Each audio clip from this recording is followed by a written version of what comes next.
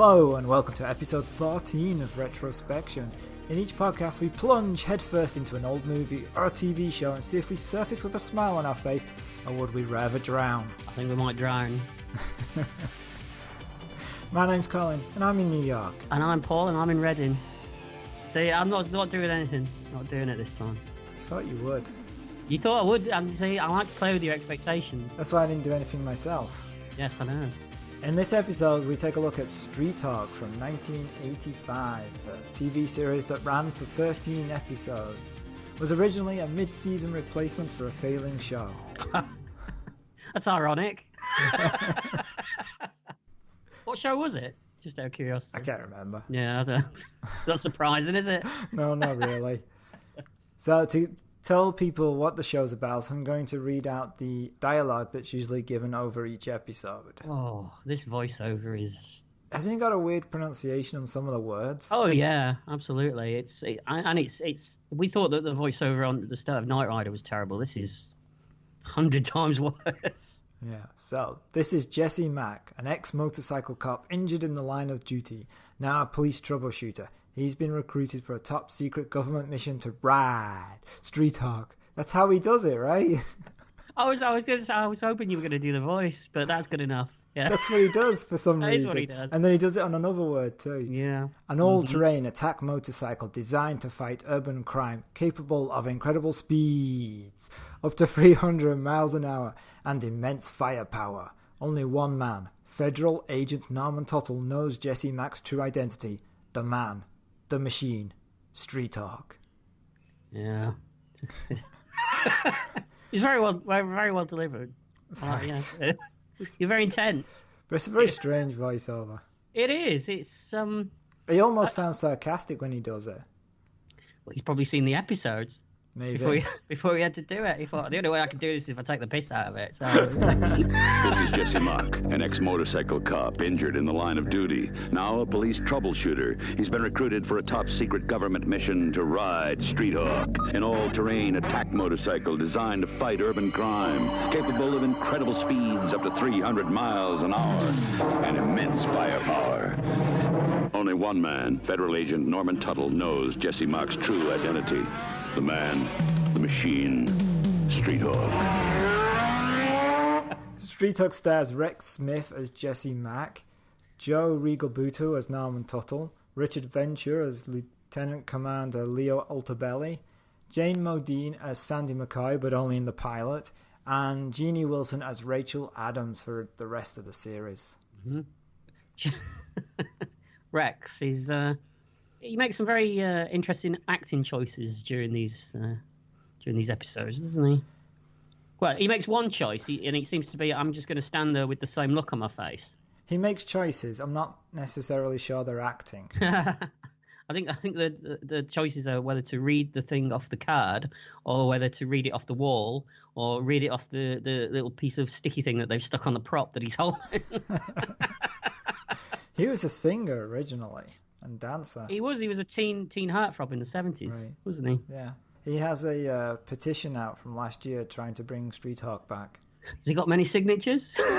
Let's not talk about that. You've not signed it, have you? Multiple times. Oh. No, I haven't. Well, underneath the multiple signatures that he's done as well. And his mum. No, she's not done any.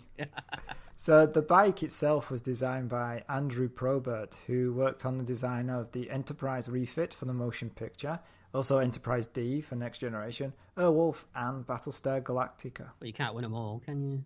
Oh. A lot of the writers are from Airwolf and Knight Rider as well. Yeah. This is called a hardware show. Knight Rider, Street Talk, Airwolf, Blue Thunder are called hardware shows, apparently, back in the day. Arguably, they do it slightly better. You could argue that, I guess. Is that what we're going to do? We're going to argue about it. The music. The music is by Tangerine Dream. Yes, I was quite shocked at that, actually. You were? Yeah, I mean, they've done some pretty good music. Yeah, the only reason they did the music for this was because there was a musician strike in the US, so the producers went to Germany to try and find someone to do it, and they found Tangerine Dream, who agreed. But it actually gives it a distinct sound that's different from the other shows at that time. It does, particularly the opening scene of the pilot. I thought the music was very much reminded me a lot of things like Escape from New York. You know, that kind of industrial John Carpenter feel that some of his movies. Yeah. And the show benefits vastly from the music. Yeah, it's got to be something. Yeah. Isn't it? Although they do some odd use of popular, I guess, 60s, 70s music, and there's a lot of montages with. Yes, there's a lot of montages. Yeah. So let's get into the pilot then. So we begin LA cityscape. Armored truck driving through the streets is tailed by a black armored truck. Motorbikes ride out of the back of the black truck. They move up close behind the police truck, fix explosives on its back doors, and then shoot out the tires, and the van explodes. Yeah, these riders aren't particularly camouflaged, are they? No, they're not wearing city colours. No, they're bright orange and yellow. Yeah, they kind of don't. They do stand out a little bit. Although there doesn't seem to be anyone else in these streets. There's no other cars anywhere, or pedestrians, or anybody really. There's never anybody in the streets at any point in any of these episodes, especially when Street Talk uses its hyperthrust. Yeah, it's lucky that, isn't it? That there's nobody around. So the motorcyclists grab 50 pounds of cocaine from the police van. Mm-hmm. Although it looks like they don't actually grab anything when they run back to the bikes. No, they magically appear in with them later, doesn't it? Yeah. Mm-hmm. So the police finally arrive, and a chase takes place with LAPD driving through crates and boxes. There's lots of lettuce. And they have to aim for every single lettuce. They don't. They do. They don't attempt to avoid any of them. Who's ordered all this lettuce? Is that why? Did they have a big lettuce drought in the 80s or something? That someone was hoarding it. Hey, well, don't you have problems with lettuces in the UK now? It depends. You've got to know where to look, really. Is it like gold dust, right? I hear you're all trading them on the black market. You do. You've got to find the right guy in the shady trench coat. So you must have cried when you saw all those lettuces being spewed across the streets. I did, because I eat lots of lettuce, as you know. Yeah, I just realised who I was talking to. They put lettuce on burgers, don't they? If it had been beer bottles. I'd have switched it off. So the police chase the motorcyclist into a storm drain, and then they vanish. They don't know where they've gone to. Oh, like a fine mist. And then we cut to the police have cordoned off the area. Journalists are hassling Sandy McCoy, and she's the police PR person, and she looks about 12 years old. She does, and she's awful. Yeah, she's an appalling actress. I can see why they got rid of her. In a cast of particularly bad actors, she kind of stands out. Right. You don't know where to look when she's in scenes with Rick Smith, do you? You just don't know where to look. The background. Yeah. Well, that's what they're looking at. That's where people are hanging up their lines on big boards, I think. I don't think they were reading the lines off cards. They're professionals. Yeah, right. I mean, he's got to remember his songs when he's singing, so why can't he remember lines when he's acting? How do you know he remembers the words to his songs? Because people go to see him sing. He could have, teleprompters, what could he have? teleprompters and things, at the bottom of the stage. I've seen people do that before. You're besmirching Rick Smith's capabilities as a singer. I'm only saying it's a possibility. I'm not, I don't want any lawsuits if he's listening to this, because I've heard he listens. Okay. Commander Altabelli wants to know how two motorcycles can just vanish. He's really annoyed by all the journalists, and he takes off. He's a very angry commander, isn't he? He's a very traditional commander. Mm-hmm. He's always angry. Yeah. And he takes off in his helicopter, and he wants to know where are all the other black and white units? Where are all the cop cars? And there's a good reason for this, because they're all having bets on our hero, aren't they? They are, in a junkyard. Yeah. They're betting to see how many police cars he can jump. It's called the first annual Harbour Jump. And bets are being taken by Jesse's partner, Marty Walsh, played by Robert Beltran, who would later go on to play Chakotay in Star Trek Voyager.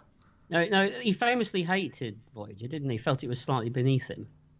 How do you think he feels about this? My guess is his first job, and he couldn't care less. Yeah, I suppose. Yeah. Yeah. And they make a big deal about this jump, don't they? But in truth, he jumps what, 3 cars?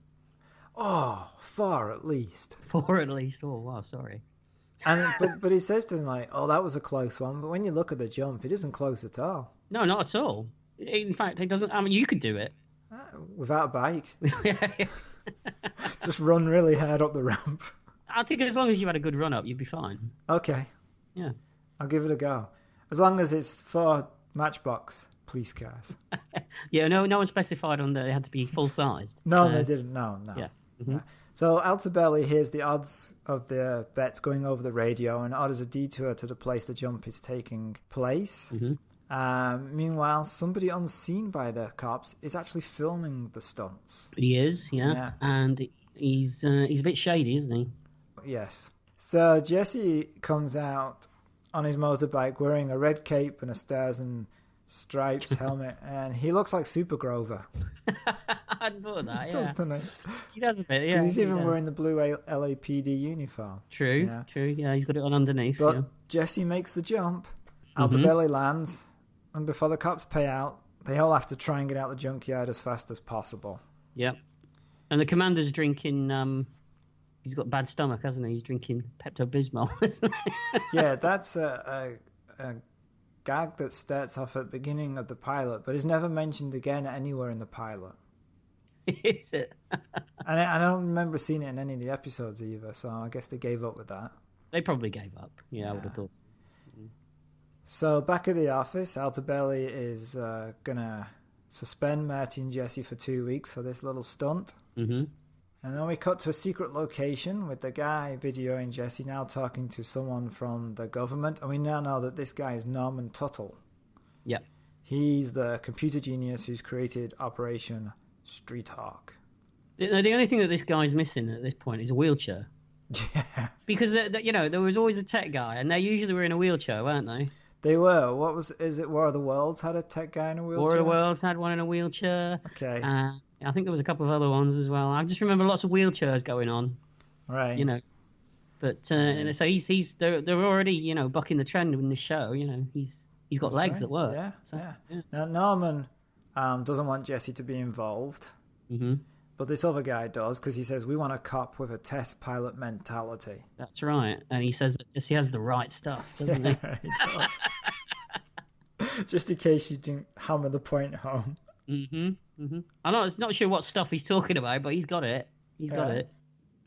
So at a dirt track, Jesse and Marty are trying out their dirt bikes. Marty bets Jesse can't beat him on the track. And he's right, because Jesse's bike won't even start. That's right, yeah. Until he meets Norman, doesn't he? He does, yeah. But while he's trying to fix the bike, a cargo plane lands somewhere else. And the black truck from earlier is waiting for him. And there's a big-time drug dealer, Anthony Corrido, played by Christopher Lloyd. It was bizarre when he got off that plane. And he's got this look on his face that just speaks volumes, doesn't it? It says, I'm just taking the money. That's all I'm here for.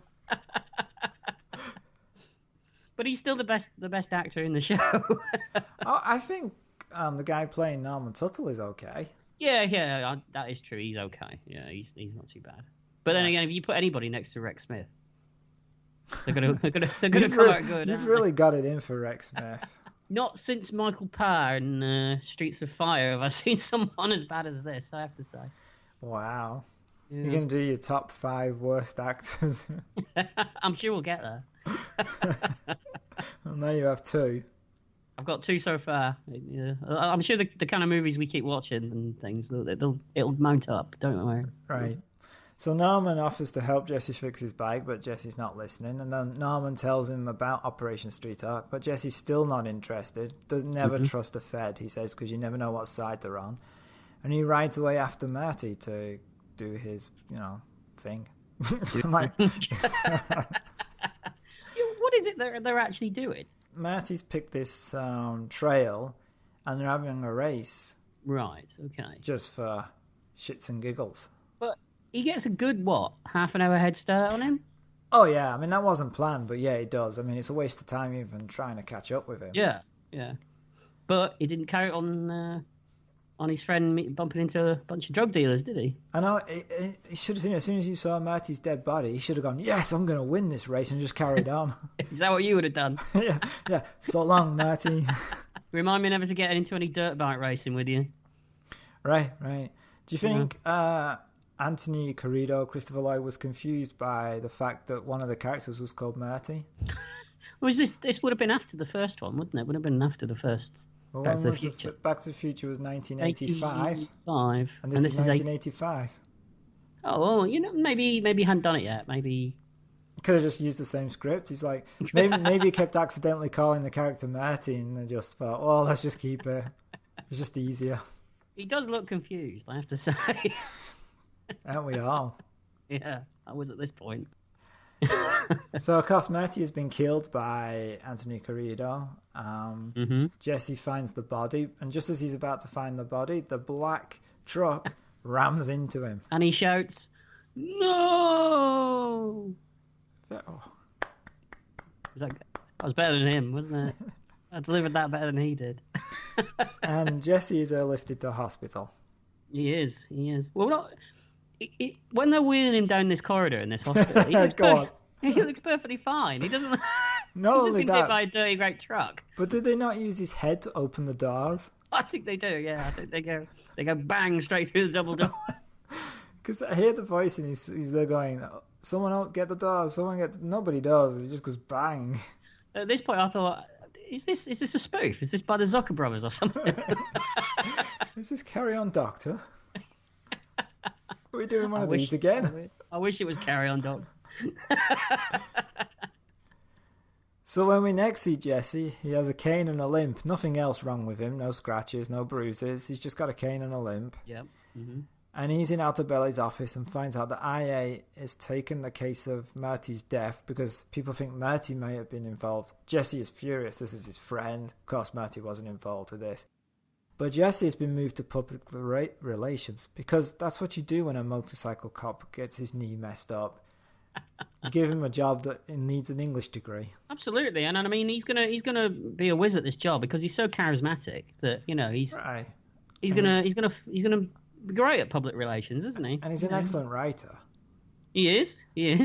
So, not a problem at all. And he can jump cars. I think always vitally important for getting attention for the police department. It is. He's got the right stuff, remember? Oh yeah, that's true. Whatever that stuff is. Mm-hmm. I'm sure we'll figure it out. He meets Sandy, and she explains his role. And as they're walking, they meet Commissioner Miller, and Jesse is very sarcastic with him. This guy just needs a tattoo on his forehead that says slime ball, doesn't it? Well, the music tells you that as well. Mm-hmm. Yeah. Mm. They don't waste any time. No. Then at night, we see Jesse leaving a grocery store, and he watches two motorcycle cops speeding away, and he's like, oh, I used to be one of them. And it's a sad, despondent moment. Were you crying at this point? Yes. I was crying. Here we go. He pulls into his garage, and Norman is waiting for him. He still wants Jesse for Operation Street Talk, even though this guy can't ride a bike. Now, This is the thing that happens with Blue Thunder as well, right? You've got a multi-billion-dollar secret operation, and in Blue Thunder, you choose a guy who's on the edge of a nervous breakdown as your test pilot, and here, you choose the only motorcycle cop who can't ride a motorcycle to be the test driver of your motorcycle. But in all fairness, though, what Jesse doesn't know is that Norman's got a plan, hasn't he? He can do experimental surgery on him. That's right. They have access to a new prosthesis that can repair the damage. But not until he's not going to sign any papers or agree to anything until he's shown him all these trophies first. Yeah, right. I just say you didn't come here to look at my trophies, but just look at this one over here. Yeah. No, and this one. And then there's one over there, by the way, you just missed totally. And he says, ask me what they're for. No, ask me what they're for. Are they for riding a motorcycle? No, they're for English. I'm a writer. He's a writer. They're my journalist awards. You didn't know? Silly Norman. Yeah, silly Norman. So they repair Jesse's leg. Oh, did they repair his leg at this point? I guess they don't, right? Sorry. He takes Jesse to a downtown warehouse with a secret entrance, and it's the Street Hawk Command Center. And he reveals Street Hawk like a speedboat is revealed on Bullseye. It does. It comes out of the wall, doesn't it? Amid smoke. Yeah, and it just needs an applause track over the top of it, doesn't it? And Norman turns to Jesse and goes, "Oh, look what you could have won." Take it back. Take it back. Take it back. Nothing for two in a pair, whatever it was. I can't remember the phrase. There's so many American people listening to this going, what? We should do we'll do an American version with the Price is Right jokes. Just dubbed over. We're tailoring it now, are we? Is that what we're doing? Yeah, that's what we're doing. Of course, now Jesse's seen the motorcycle, he agrees. Mm-hmm. And he goes under surgery to fix his leg. And while we've seen a montage of him in surgery, we get a voiceover of Jesse distractedly signing paperwork that he doesn't read. Mm-hmm. He doesn't. And then we go into an exercise montage. We do, and it's he tells him when he goes into this exercise room that this has got everything he needs to build up his leg muscles. Everything he needs seems to consist of one running machine and a few weights and a mat to do sit-ups on. Yeah. Do you get the feeling the money was spent on the command center and not the exercise room? Possibly. I mean, all those big tellies at the time in the 80s must have cost a fair packet or anything, mustn't they? You know, I mean, they're big TVs. They are. Yeah. Mm-hmm. So his moonlighting, though, has started to be noticed at work because he's supposed to keep his cover in the PI department at the police HQ, but never actually seems to turn up for anything. Mm-hmm. No, he doesn't. He doesn't go there at all. No. Meanwhile, Jesse is concerned that the investigation into his partner's death isn't happening. And then we get the description of Street Hawk. Norman shows Jesse what Street Hawk can do. So the motorcycle has a 200 miles per hour cruising speed, 300 miles per hour with a hyperfrost. Yep. Hyperfrost. Which is a computer-assisted system. Yes. Yes. It's not anything. It's not anything else. If you were thinking it might be something, you know. No.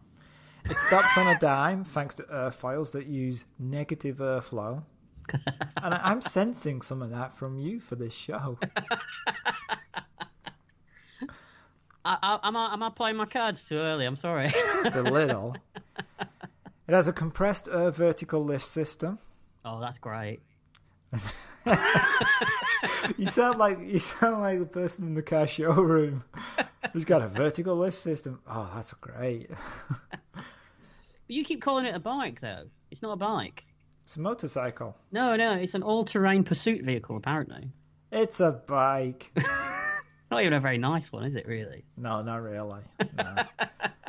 Jesse asks what would happen if he engages the airfoils and the vertical lift system at the same time. Norman replies that you should never, ever do that because you'll end up doing a mid-air backflip and it'll kill you. So never do it, even when it's important to the plot. Just don't do it, ever. It'll never come up again, so don't even mention it. How funny would it be if he didn't? Yeah, right. He just got killed. And Jesse climbs on the bike, but it has an ejector seat, which fires him off into the air.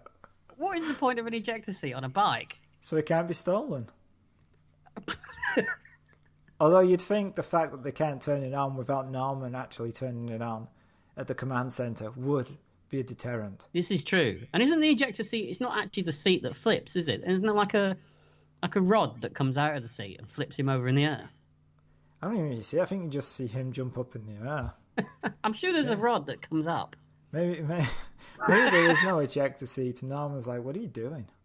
He's like, "Oh, that ejector seat. There's no ejector seat. Get back on." So Operation Street Hawk still has to be kept secret because not everybody will be happy with a motorcycle that travels at 300 miles per hour and has machine guns and a laser.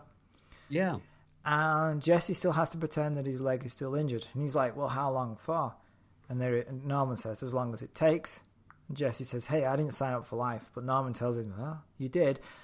Although, no, he didn't, apparently. He signed up for 13 episodes. I wrote the same thing. You did. I was trying to think of create a gap where I could work it in, but you beat me to it. I just keep talking. I literally wrote it down word for word the way that you just said it. So Jesse goes to the police lockup to look for Murty's bike, but it doesn't appear on the police computer. Suspicious, he breaks in to try and find it, and he takes a scraping off the bike, which he then takes to the police lab to a guy called Bernie. No, I wasn't too sure when he was scraping this bike. I was like, what's he scraping off? Yeah. Is he scraping dirt off? Because they didn't really explain it until later, did they? No, not till the Bernie goes, oh, paint flecks. Yeah. You're like, thanks, Bernie. Yeah. That's what he's there for. Yeah. Now, Jesse gets a telling off for slacking off at work. Mm-hmm. He tells Sandy it's personal and that he's working on getting proof that somebody's covering up his partner's death. And he's very snarky back at her. He says, you used to be a reporter. Does the truth not matter to you anymore? Have you just got too good at covering it up? It's great dialogue, isn't it? And she's like, oh, there's no need for that. He is a bit angry. Yeah, considering he's not doing his job. I mean, she's got to be back at school by at least 12, hasn't she? So, I mean... Right. But from her point of view, she's just got this new guy working for her who never turns up for work. This is true, yeah. So then we see a car pull up in a mansion, and Anthony Corrido is swimming with a group of women. What Christopher Lloyd does here with this woman, it did make me laugh. So he wants a new deal set up, and we discover that Commissioner Miller is crooked. Oh, what a surprise. Yeah, and he's helping Corrido with the drug deals. Mm-hmm. And Corrido asks Miller about Jesse. Miller says Jesse's nosing around, but it's not a big deal. When Miller leaves, Corrido tells one of his goons to kill Jesse. Mm-hmm. And the guy goes, okay. He doesn't say, wait, who's Jesse? So this guy knows everything that's going on? Clearly filled him in earlier, you see. You got to read between the lines. If you don't read between the lines, you're going to get lost in, it's a complex plot. I should have gone, I want you to kill Jesse. And you're like, Jesse who? Jesse Mack. Who? The cop that we saw. Wait, are you not getting the memos? Can we just say as well, Jesse Mack? Really? Unless you're Christopher Lloyd and then it's Jesse Mack. I think he just thought, I'm not saying that. I'm not saying. I'm sorry, but I'm not agreeing to call a character Jesse Mack, who rides a motorbike. It's called Jesse Mack because he's always at Mach 1. Yeah. So he's always at McDonald's. Can you cut the burgers out, please? The suspension on this bike is not built for it, mate. Back at Street Arc, HQ, Norman says, this is your nerve center, and hands Jesse a plastic helmet. This helmet, it's so high tech, isn't it? Yeah, it gives you speed, and you can zoom in and target the weapons with it. It gives a heads-up display inside, and it's automatically recorded, and Norman can see it on his monitors. Yep. Now, when he flips the face plate up and down, he presses a button on the side of the helmet, doesn't he? Yeah. You can hear. They don't dub it over, so you can hear how plastic it actually is when it slides up and down. It just literally sounds like a piece of plastic. It sounds like a toy. So then he gets to stand in a big soap sud bath, doesn't he? Right, because they have to do a body farm for the high-tech suit that he's going to be wearing. Why does it have to be made like this? To go on, I'm listening. This will be good. To diminish drag, because the bike is streamlined, so you'd ruin the drag resistance by having him sitting on it. So now the suit stops the drag. How? The novelization does not go into details. That's it for as much as it says. A bit like the show, really, isn't it? Yeah. And while Jesse's in this bubble bath, Norman explains the weapons on Street Arc. He does. Which in the pilot, he's only got one, hasn't he? Yeah, they switch and change depending on the episode you're watching. He's just got a laser that comes out the front of the bike. Yeah, and then he gets missiles, and then he gets machine guns. Yes, because they realise, we can't afford this laser effect every episode. That's true. Plus, it's a little puny. It is a bit, and it seems to be able to shoot at whatever angle it's not pointing in. Yes, that's true. Because it literally it doesn't move, does it? It just points outwards, but it seems to be able to shoot up, down, left, right. Right. It's a laser. They can do anything. Is that right? See, you're educating me on all this high tech knowledge. I'm glad you're explaining it to me. Because I mean, I was sitting here watching this thinking it's just all a load of bollocks, but obviously you're. Oh no! They thought long and hard about this. I'm sure they did. After Jesse heads back to his apartment, the motorcyclist in his Dayglow colours tries to shoot him, but Jesse avoids him and then hits the guy with the cane. But the guy just rides off. I wrote for this, and I'm reading it back to me now, and it's far more. It's entertaining me more than the actual show was. I wrote, Jesse is attacked, but he beats him off. Okay. I've got to do something at this point. Commissioner Miller confronts Corrido. He was supposed to take care of Mac. No more murders. He's out. But Corrido's goons grab him, force his face onto the hood of his own car, and then while Corrido is scratching the hood of Miller's car next to his face, he threatens him. And Christopher Lloyd's properly... he's actually quite disturbing, isn't he, in this scene, I think? He's got crazy eyes. Yeah, he's pretty good as a tough guy. It's surprising he didn't do it more often. Because he's also got size with him as well, because he's a big guy. It's understandable why he ended up playing a Klingon, really, isn't it? Yes, it is. He's got the heft and the eyes and doesn't need prosthetics. Doesn't need prosthetics. Oh, he does. In case he's listening. Jesse is tired. I'm pissing everyone off here. So. All right. Jesse is tired now, but Norman tells him about this string of robberies in which police vans of drug loads are being ripped off by motorcyclists. It's perfect for street talk. It is. But Jesse suggests a shakedown run through before they go after them. And the bike, with the music playing, leaps through. It's a sign that separates the wall. And then Series 1 appears to be a number of slow motion driving back and forth on the ground for a bit. A few slow motion wheelies. And Series 2 test is Hyperfrost, the computer assist. So how does this work? Go on, explain it to me. I'm asking you, how does this work? The bike's going at 300 miles per hour. Wouldn't he just be blown off the bike? Well, yeah, because you would think that he'd at least have to be strapped onto it, wouldn't he? Well, I think he's glued onto the bike. I think that's what that suit does. And I think why the music is so loud is to cover up the sound of Jesse just screaming constantly. Because he can't get off, he's glued to it. And did you ever notice how many times in the episode he'd be getting out of the shower? It's because he's shitting himself so much, he's just covered in feces from the waist downwards. And in that suit, it's not going anywhere, is it? Exactly, so he needs to take a shower when he gets back. You think when Norman say, "Oh, we're going to use the hyperthrust," he's going, "No, please, no, don't," and then the glue comes out. He's like, "I can't get off." But it's just speeded up shots, and there's never any other traffic. No, and he seems to be able to do complete 90-degree angle turns, doesn't he? Pretty much, yeah. I mean, it's Tron, isn't it? It is Tron.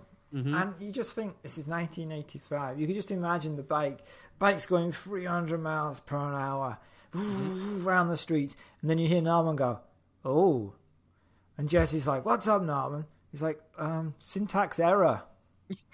I think computers crashed, and then Jesse just 300 miles into a wall. I'm going to have to turn it on and off again. Give me a second. Yeah. Hold on, my modem only goes at 14.4. It's drawing a picture in pixels. Computer gags. Only certain people will get that. Everyone will get that. Yeah. I mean, it looks good. It does look good. I did like the hyperfrost. Right. I mean, it makes absolutely no sense whatsoever. I don't know why they can't put other traffic on. Well, if you think about it, really, it's supposed to be computer controlled. Yeah. What's it controlling?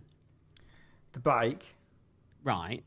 But how does it know to weave in and out of traffic? Well, that's the problem. It doesn't, because we didn't have GPS and Google Maps and Street Views and all that stuff then. So it hasn't got a clue. But we know that, but there's no need for them to try and hide it by removing all the traffic. They might as well just put traffic in and pretend that it can do it.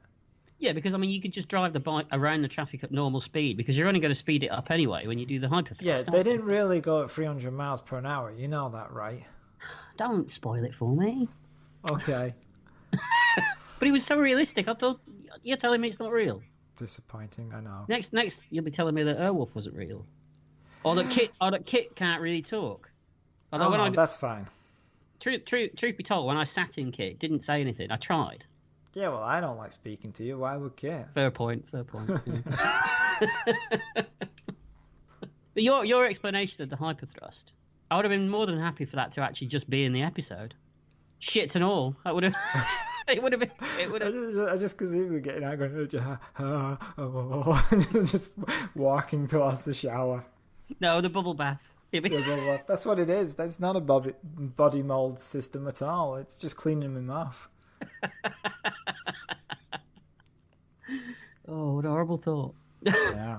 How many of those suits did he go through, do you reckon? Literally go through. Well, he could wear one of them inside out, so he could get 2 uses out of one. Yeah, but then he'd have... Yeah, 300 miles per hour, it'll blow off. I think he was going so fast he was the one blowing off. But I also like when he's riding the bike, I assume it's not Rex Smith most of the time. It's the stunt guy. We can assume it's not Rex Smith. Unless, if you talk to Rex Smith, it's him. Oh, of course it is. Yeah. But the guy's like hunched over. It looks very uncomfortable. That's because he's clinging on for dear life. Because he's glued to the bike. He's glued to the bike. Oh, and I'm glad we solved that problem. Oh, yeah. Now, during these test sequences, the bike starts to overheat and Jesse heads back to base. But he discovers a grocery store robbery, and against Norman's advice, he intervenes. He fires a laser at the getaway vehicle, destroying its engine, and then jumps over a squad car in an escape. Using his vertical lift. Yeah. That's right, yeah. It's not the ram that someone's placed. No, can you imagine if he pressed the wrong button and the bike stayed there and he just flew over the car? He's ejector seat. I hit the ejector seat. He's just flying over the squad car. He has to run back. Accidentally triggered hyperthrust. Went straight into the wall. He can't trigger hyperthrust. Norman has to do it. Yes, of course, silly me. Yes. Yeah. God, you're just making fun of this show and you just don't get the logic of it. I don't. I mean, I should really go back and watch it again, really, now I've got all this insight. I'm not going to. That's not going to happen. So, the next day at a PR conference, they're announcing the capture of those robberies at the grocery store, and the journalists are all focused on the masked man on a bike who stopped the robbery. Meanwhile, also, Bernie has the results of the lab. The paint flakes are an expensive custom job. This is so dull, isn't it? It's just dull. It's like, when can we see the bike again? I had to wait 20 minutes to see the bike to begin with. Right, because they have a montage of... Because he enlists Sandy's help, and then we got a montage of them both going to different paint shops, and then people just shaking their heads. It's like... Oh, my God. It's like... Do you remember those scenes in Starsky and Hutch where they were looking for a girl or something? Yeah. And they would go visit these places, and you just get these people going, shaking their heads. It's the same thing, right? How are people supposed to recognise paint flecks, though? You'd be like, do you recognise these? No, how am I supposed to recognise those? It's just paint flecks. Most people probably wouldn't even know what they're actually looking at. I mean, what is it? But somebody does. Yes. Well, she gets a lucky break, doesn't she? She does. Very lucky.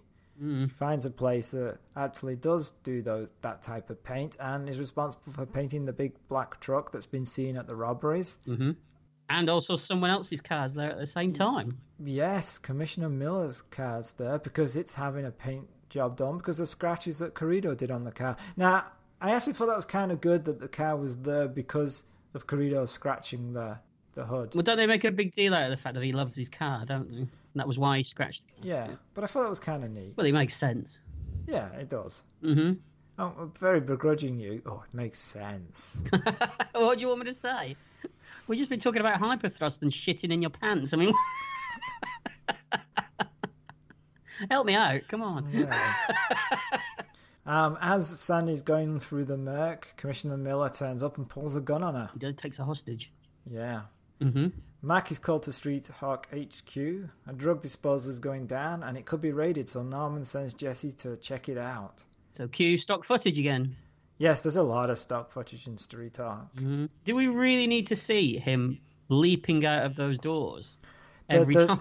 Yes, the 11-year-old me does, yes. Yeah, actually, you've got a point there, and we'll talk about that in the summing up later. Yeah. Okay. So, he's right. Norman's right. Yes, the motorcyclists are raiding the van. Mm-hmm. Street Hawk arrives. Jesse's distracted by the black truck that he remembers knocking him down, but he gives chase to the motorcyclist. He does. And we have a big chasing of jumping over things. And You've got to say, haven't you, that this bike looks less impressive in daylight. well, that's, I think, why a lot of the shows are actually at nighttime, right? Mm. I think the two that we watched after this are also mostly at nighttime too. Mostly, yeah. Because as soon as you get some sunlight on it, it shows it up for everything that it's not. Right. You know. Right. And Jesse loses the motorcyclist at the same place that the police did at the beginning of the episode. But then he realizes they've entered the storm drain and he gives chase. Mm-hmm. And we get a shot from inside his helmet and the words underneath it say infrared. It's clearly not. Do you think that Norman told him that all this gadgetry existed and none of it was real?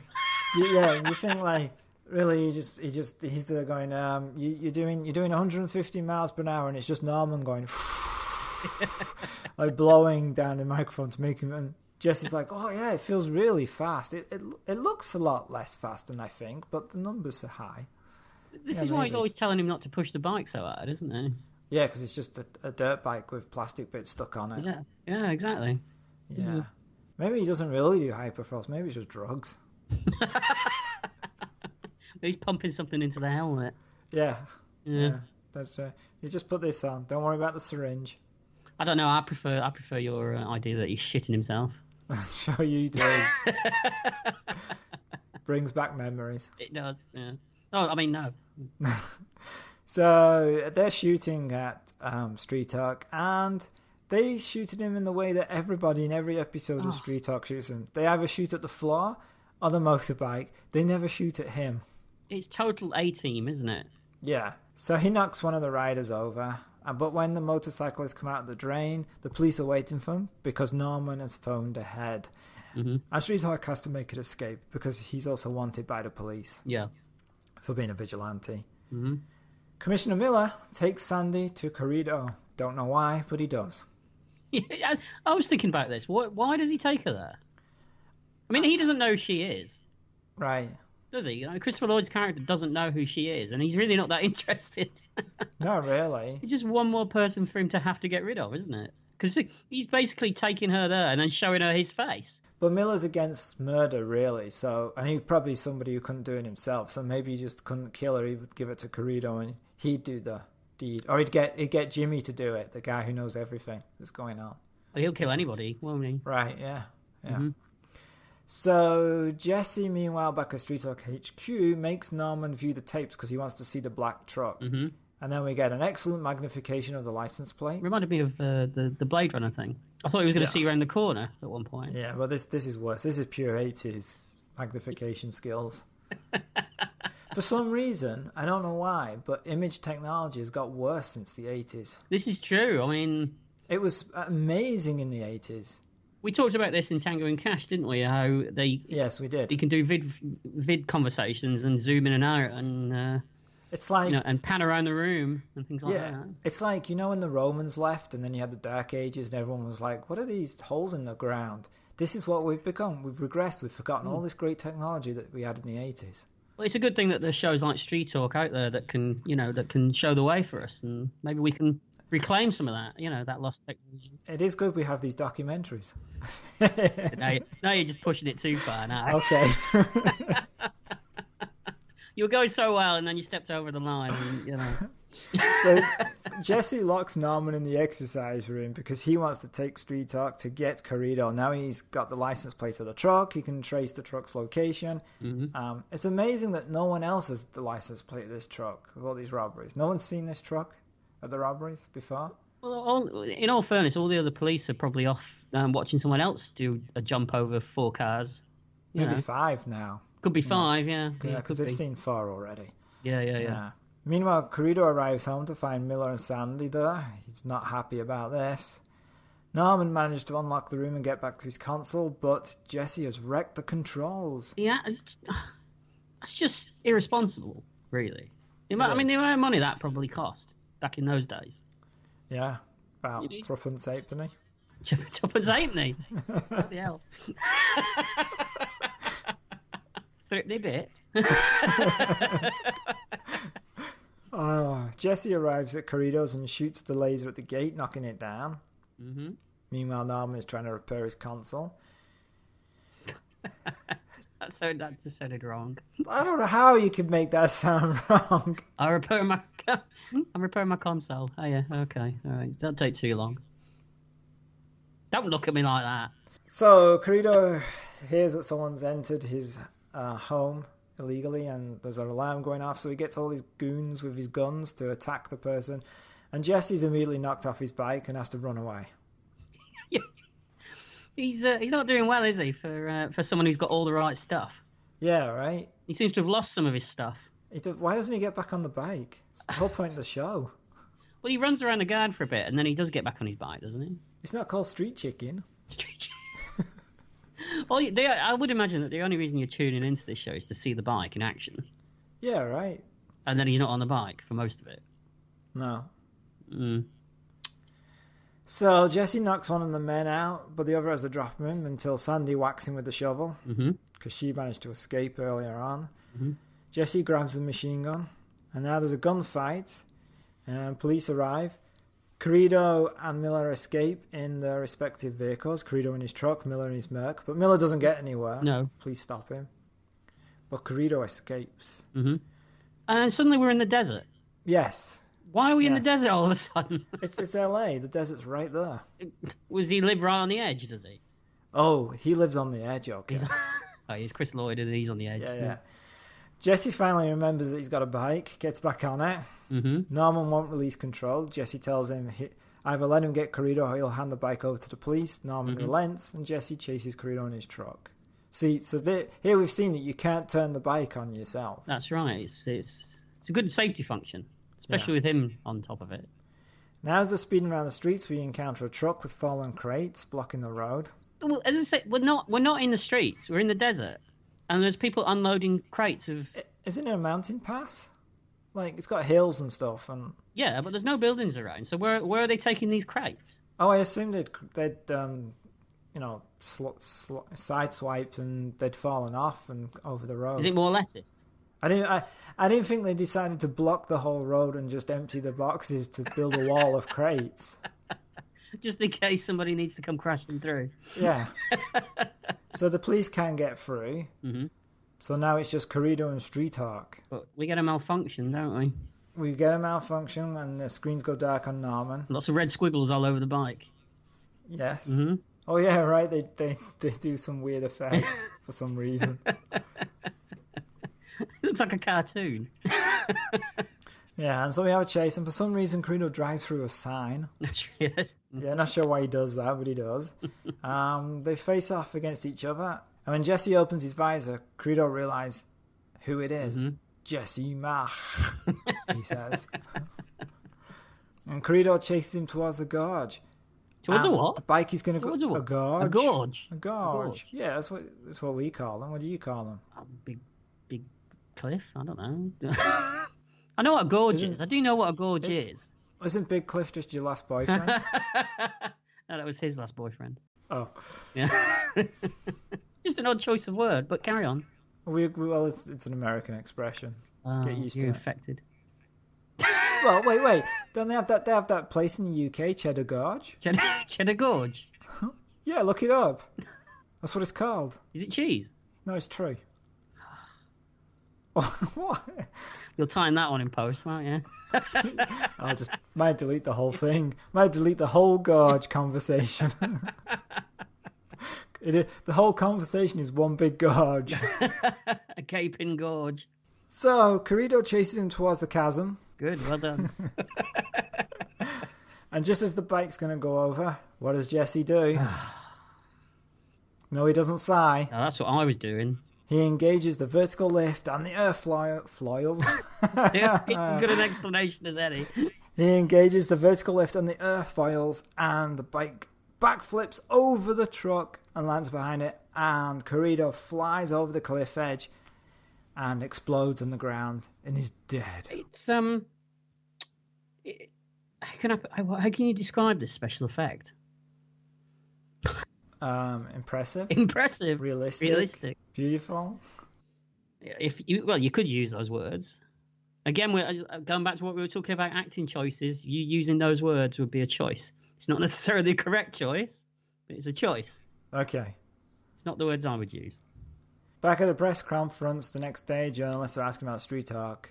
Altabello says, that's the last we'll ever see of Street Talk. Yeah. And he was close, but not right. Yeah. And that's the end of the pilot. Now, for the next 2 episodes, we're not going to go through them in detail. We're just going to summarize the storyline and just talk about what happens, anything interesting that happens in them and what we thought of them. So the next episode we actually watched was the second episode, and it's called The Second Self. Jesse investigates a gang of car thieves. During a chase, one of the criminals is killed. The brother of the dead guy blames Street Talk for his death and so hires a hitman to take revenge by trapping Jesse. However, the hitman turns out to be an old pal of Jesse's. And this guest stars George Clooney. It's wow. I mean, what can you say about George Clooney's acting in this episode? Fun. We should also point out that there were 2 other people that were tipped to be Jesse Mack in Street Talk. One of them was Clooney, wasn't he? And the other was Don Johnson. And that's the second time Don Johnson's name has popped up as someone that almost got a part in something, isn't it? We've talked about. He was almost Starbuck. Yeah. Yeah, lucky both times. Far more lucky with this one. Can you imagine Don Johnson in this, though? Well, I mean, at least you'd have a better actor, arguably. It'll change the tone, though, because he's not... I mean, I always think of him as a pretty serious actor, serious character. I think he'd have played him slightly more gritty, wouldn't he? And then George Clooney, on the other hand, would have gone the other way. Yes, he'd have been lots of shaky head, which he does in this episode. And smiling, because he smiles all the time. I thought he was completely out of it in this episode. He's behaving very, very strangely through the whole thing. It's a very odd episode. When he's supposed to be, when he's in tense scenes and there's things going on that should be exciting, he's just breezing through it with a big smile on his face. Yeah. Maybe he should have been in Tango and Cash. Yes, it is. It's that exact same tone. Like nothing, there's no stakes, nothing matters. I'm just having fun. You know. For the first time, though, we get the great music and the real opening credits, and the opening credits are really good. Mm-hmm. Like they make the show exciting. They're very striking. They're almost, I would say, probably better opening credits than Knight Rider. Oh, yes, totally agree. And the music's better too. Yeah. Mm-hmm. We also see Jeannie Wilson, I don't know how they pronounce it, and she takes over as the PR lady with a different name. Because they feel that the original character, the actress playing her, was too young. Yes, they did. Mm-hmm. Although the producer, Burton Amis, thinks this one is too old. Some people are never happy, are they? Yeah, right? I don't know. So this episode, I find this middle bit really strange when we get a whole montage of... Because George Clooney's playing Kevin Stagg, who is Jesse's friend, and we got a whole section with him at the fairground. Yes, and they're like playing fairground games. They're playing air hockey at one point. Dodgems, yeah, and they're winning cuddly toys. And Norman's just watching them both with this look on his face. Like he's the jealous guy. Yeah. But did you hear the song that's playing? Yes, it's bizarre, isn't it? The song sings about romances, doing it right the first time, and the chorus is "Jump on it, baby." What's going on here? There's obviously some subtext going on. I don't know, and they're wearing the shortest of shorts I've ever seen. Oh yes. With pink shirts. It's weird. Jesse's clothes are quite something, really, aren't they? And then there is that line that Kevin gives Jesse at the end of it. He says, "I'll convert you yet." Yes, he does, doesn't he? So what are we talking here? Is he on the cusp? Do you think? I don't know what's going on with this episode. We also get a ending with Desperado from the Eagles played. That's true. I bet that cost a fortune. Yeah, don't we also get some Bruce Springsteen at some point as well? Yeah, I bet the music budget for this was more than what the bike cost to build. And there were numerous bikes too. There were quite a few. Yes, it's not the same bike all the time, is it? No, they kept falling apart. They kept breaking them all the time. What a surprise. Yeah. You should have been using that hyperthrust as much. That's what it was. That's what it is, yeah. Mm-hmm. So, yeah, it's just... I don't know about that episode. It's not my favourite. It's just bizarre. It is bizarre, and as I say, Clooney is just so odd in it. Right. And his death scene's terrible. It's the worst act. I'm glad he really upped his game in the years between this and now, didn't he? Because Yeah, much better in Batman and Robin. well, he is. Yeah, he is. Yeah, he is. That's how bad he is in this episode. He's better. This in must be Batman and Robin. pretty like one of his earliest things. It must have been right after what is he, Attack of the Killer Tomatoes? He was in. Yeah, he does. He looks exactly. He's got that mullet haircut, Yeah. hasn't he? He had back then. Yeah. So the next episode we watched was Follow the Yellow Gold Road, which is actually the last episode, although they didn't know that at the time because the show was cancelled. In this episode, Jesse tackles a gang of neighborhood vigilantes who injure security guard during the robbery of a large quantity of gold. Meanwhile, Norman has trouble with the phone lines, which knocks out Street Hawk's computer controls. Mm-hmm. Did you see who one of the very brief guest stars was in this episode? Who was it? Patrick Swayze's brother. Oh, I thought I recognised it, but I was like, wait, that can't be who I think it is. Yeah, he looks exactly like Patrick Swayze. Yeah, he His does. name's Don Swayze. Don Swayze. Okay. And this episode is written by Burton Amos, who's also the producer of the show. And he's a producer that Universal used to use in the 80s when a show was failing. They would bring him in. So he actually came from, I think he came from Airwolf on this. And then after this, he went to Knight Rider. But he's also a producer on the second season of Star Trek The Next Generation. So that's what he used to do.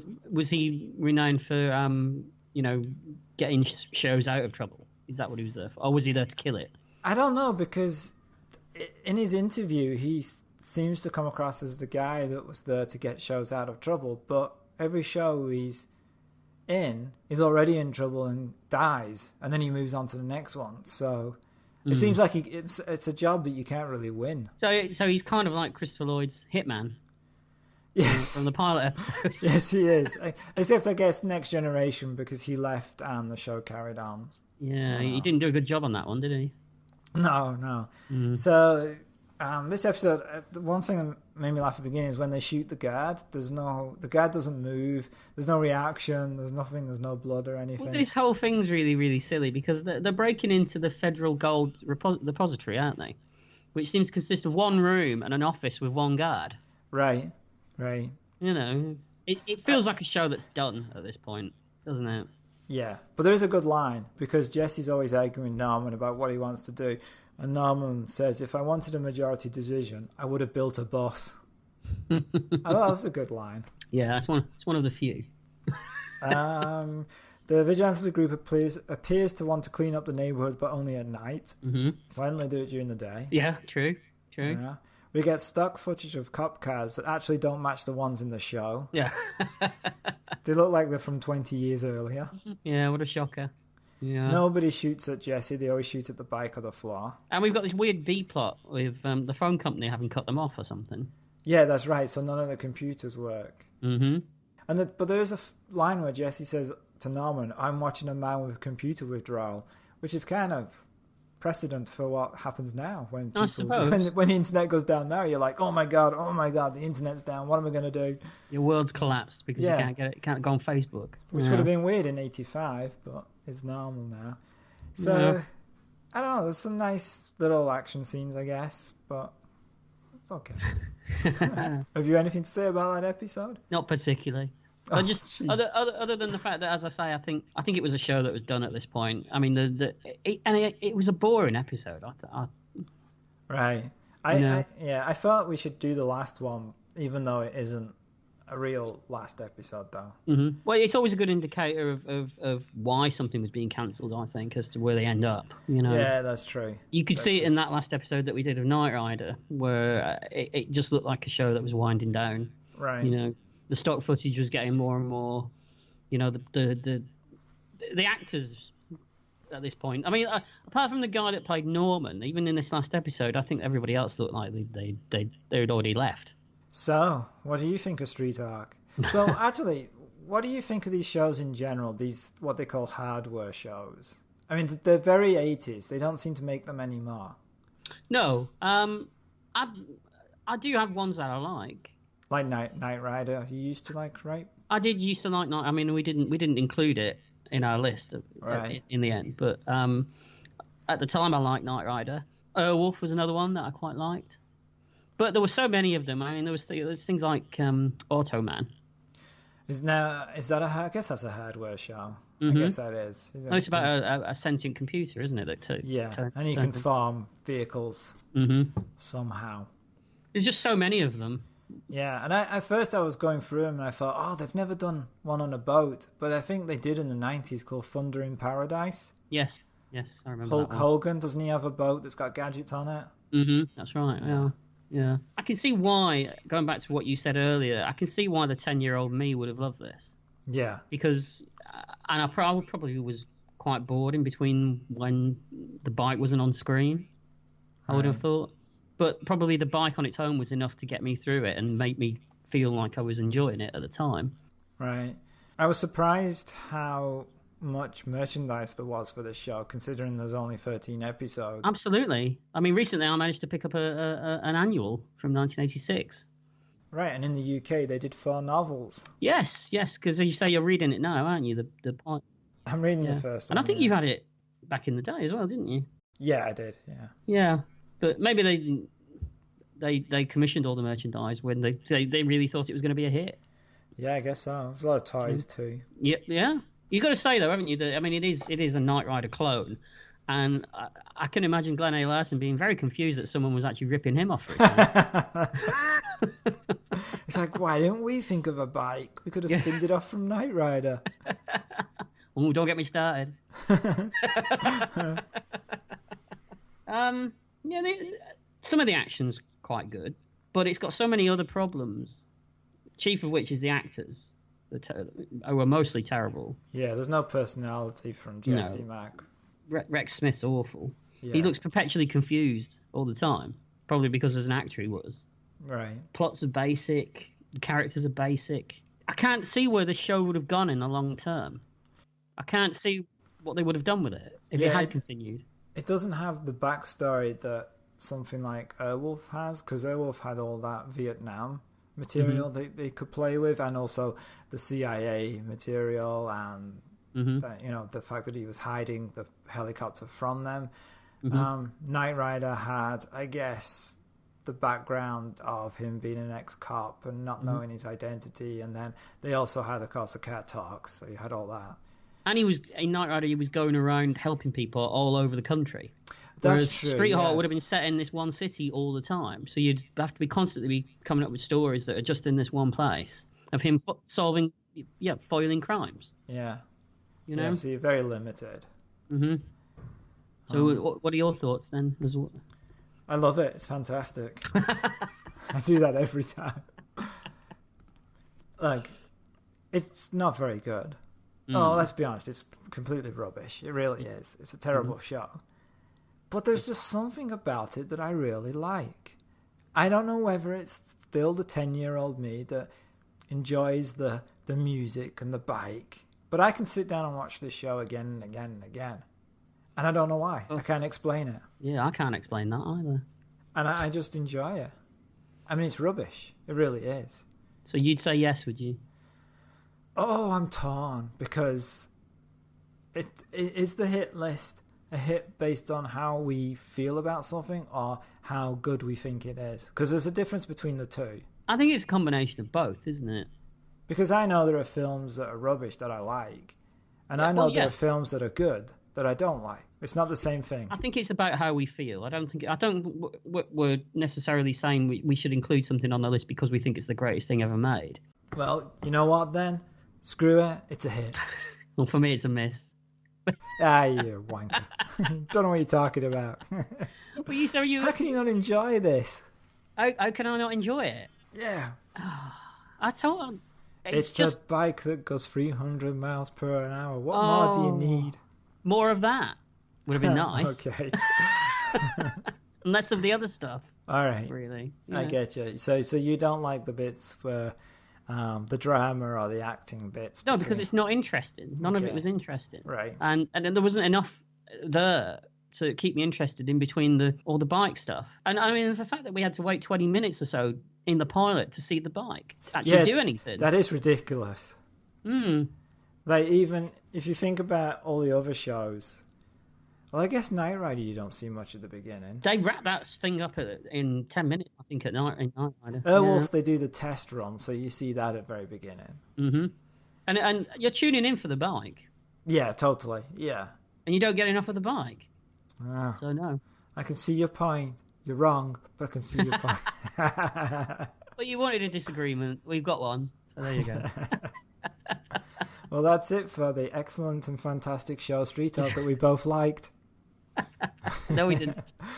And snip. You're going to cut me out. You can cut out. It's just going to be you on your own. No, I'll just find something where you talked about how you enjoyed it, and I'll just copy that into this episode. I thought maybe you'd just do a voice. Oh, no. I'll do it professionally. No, of course. Yes. Yeah. Silly me. So next episode, we're going to take a look at Toby Hooper's Life Force. Again from 1985. What are we, stuck in 85? I guess so, yeah. Yeah, that was just a weird coincidence. Well, there was a lot of quality that, to mine from... Yes, there was. I agree. Street Talk, Life Force. I don't know about Life Force. I was going to say, don't spoilers. I don't know. I can't remember it. All right. Thank you very much for listening. If you'd like to suggest a film or TV show or send some naughty swear words to Paul, then you can email us at retrospection@email.com. You can also find us at Retrospecky on Twitter. And we're also hanging around Facebook occasionally. Thank you for listening. Bye. I've got to go and empty my suit. Bye. Better back in the day, before CGI led the way. Two men will take a journey all the way to the past. They'll battle through the ages, and maybe a drink or two. It's better back in the day.